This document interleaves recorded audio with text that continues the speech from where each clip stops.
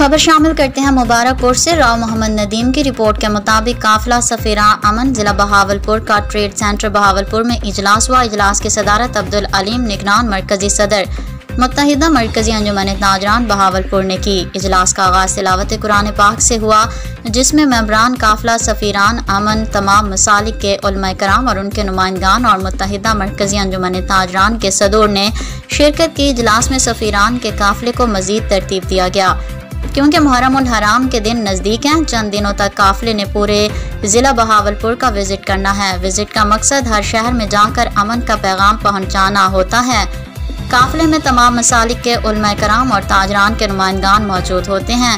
चंद रोज़ कबल सफीरान अमन काफिले के सिपा सालार मेरे कायद मोहतरम मरकजी सदर मुत्तहिदा मरकजी अंजुमन ताजरान हाफिज मोहम्मद यूनुस इस्पानी दुनिया से रुखसत फरमा गए हैं।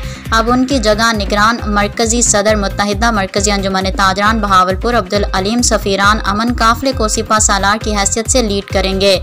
इंशाअल्लाह हर साल की तरह इस साल भी साबिका रूट के मुताबिक हर शहर में अमन का पैगाम पहुँचाएंगे। ये काफिला हासिलपुर से उच्च शरीफ तक सफ़र करता है। इस मंजिल को तय करने में 2 दिन लगते हैं। एक दिन लाल सुहारा, खैरपुर, टामेवाली, कायमपुर, हासिलपुर और दूसरे दिन मुबारकपुर, अहमदपुर, उच्च शरीफ। इस साल हथेजी को भी शामिल किया गया है।